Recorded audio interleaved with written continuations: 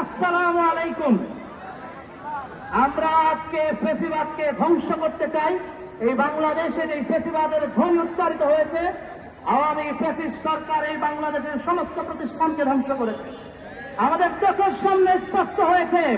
পুলিশের সদস্যরা বলছেন একটা মারি ও থেমে যায়, অন্যরা আগায় আসে।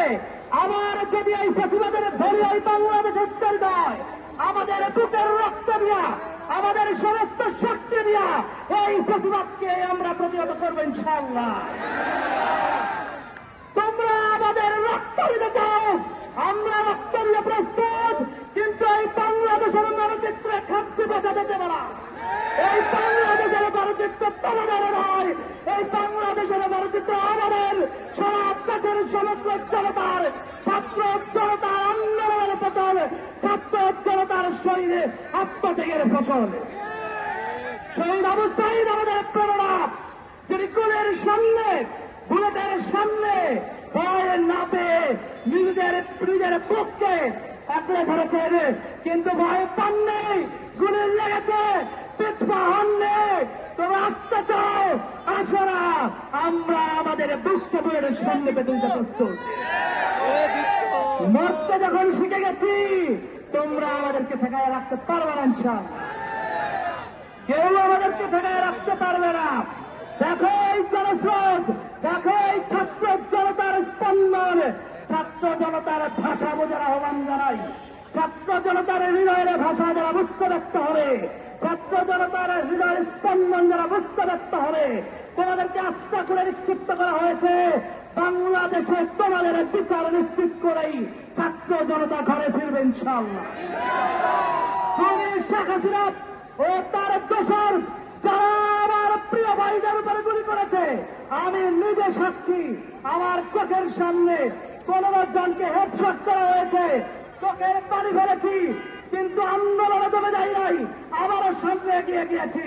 খুনি শেখ হাসিনাকে বলে দিতে চাই, তার দোসরদেরকে বলে দিতে চাই, প্রত্যেকের বিচার এই বাংলাদেশে নিশ্চিত করা হবে ইনশাআল্লাহ। আমরা বলতে চাই, তাদের বিচার একটি স্বাধীন কমিশনের মাধ্যমে করতে হবে।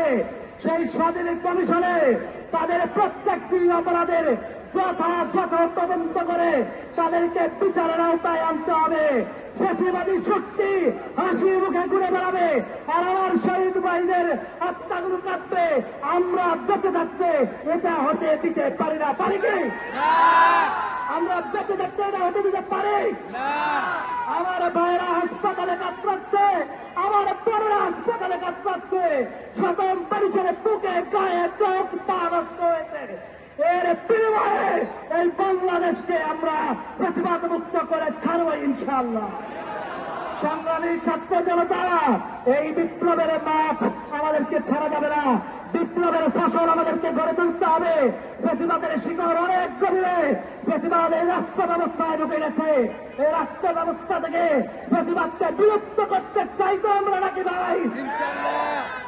ভাইরা আমার, বোনেরা আমার, আমার ছাত্র জনতা বন্ধুগণ, সামনের দিনেও সমস্ত ফ্যাসিবাদী চক্রান্তকে প্রতিহত করতে, ষড়যন্ত্রকে নস্যাৎ করতে আমরা আমাদের বুক পেতে নিয়ে প্রস্তুত আছি ইনশাআল্লাহ।